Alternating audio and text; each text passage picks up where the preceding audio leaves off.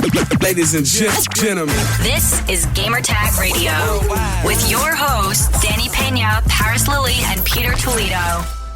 My name is Magnus Jansén. I'm the creative director at Massive Entertainment on Avatar Frontiers of Pandora. Yeah, I know you guys have been working on this project for a very long time.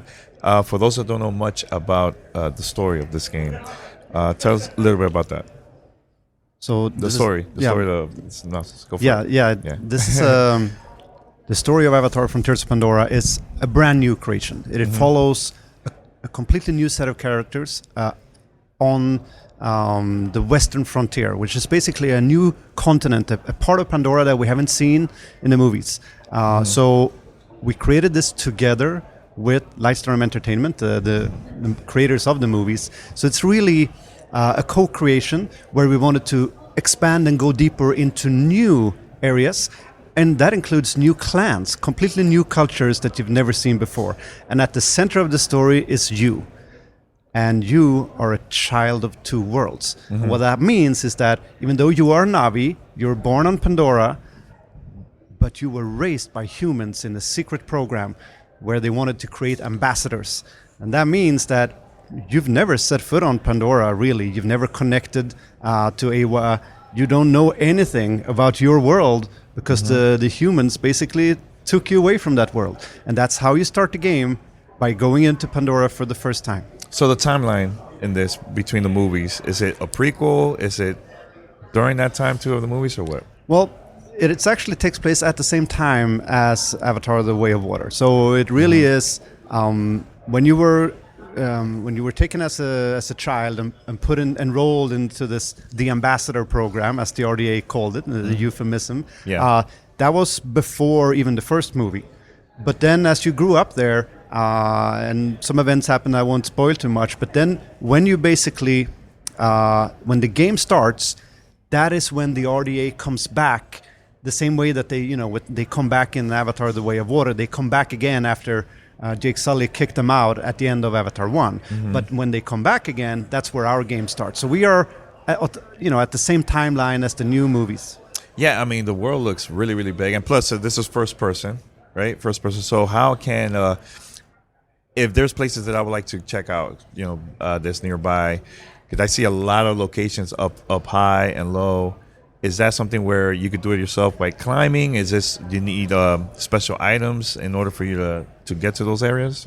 Or no? Well, it looks very, very big, the world. So the world is enormous, and and it's very detailed. And so the first-person perspective, I feel, is the best for really examining something in great detail. You're going up really close and having a real close look at it.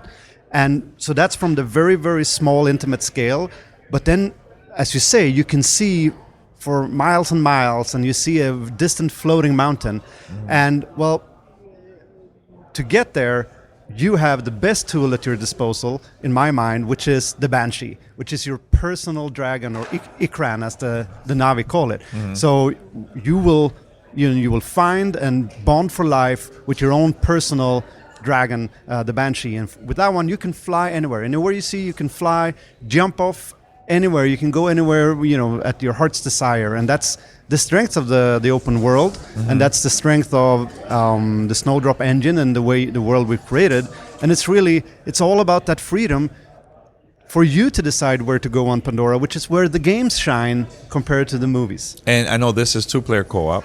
So you can play in co-op. You don't have to play co-op. You don't have to. But is that something where they're bringing their own character, or they're just a character that's from my side of the profiles? How's that going to work? Any player, you create your character at the start of the game. So you create a character customization. You choose your body type, your voice, and so that you're comfortable in who you want to be. And that's what both players do. And then when you connect, and it's got crossplay, from any also, platform it has you want. crossplay. That's awesome. That was really good. So cool. if it's a supported platform, you can play together, and then you play together. You can go through the main campaign. You can just fool around the open world.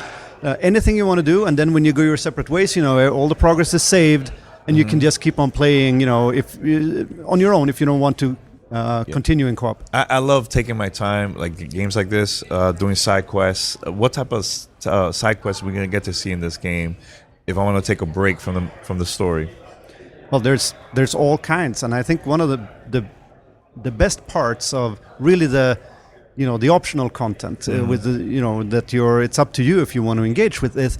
It allows us to go deeper and into the periphery of Navi culture, of Navi lives, the quirkiest characters and the most esoteric details of Navi life that you get to explore in all the side content. And that's really, I think, because we created these clans together with Lightstorm, really in quite detail with what do they live off, what's their practices, what's their structure, what's their food, etc. So really, these are quite well-developed worlds that we did together with the experts that are so deep that we couldn't possibly cover them in the main campaign.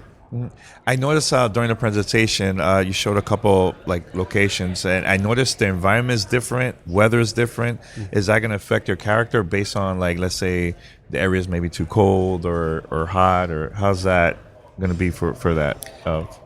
Yep. So the region or the Western Frontier, basically we can, it's roughly divided into three. So it's 3 regions.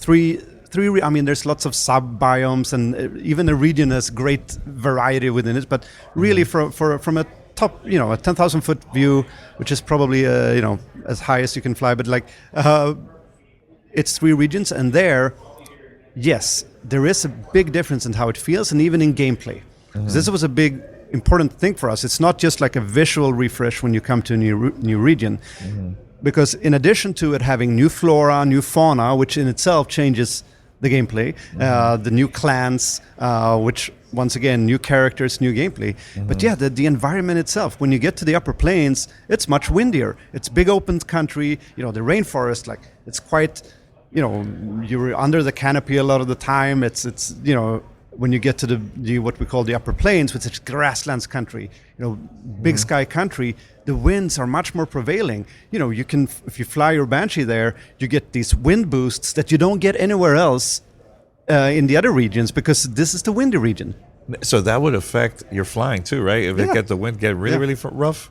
Oh man, okay, all right. So I gotta get ready for that. Anyway, so when is this is coming out officially? Official date? Because I know that was the first time you guys announced this. Yeah, we're super happy that this December 7, Avatar: Frontiers of Pandora is releasing for PlayStation 5, the Xbox Series, and PC. Awesome, and again, crossplay, which is great to hear, man. But thanks a lot for the opportunity, the interview. It was a lot of fun. Cool, awesome.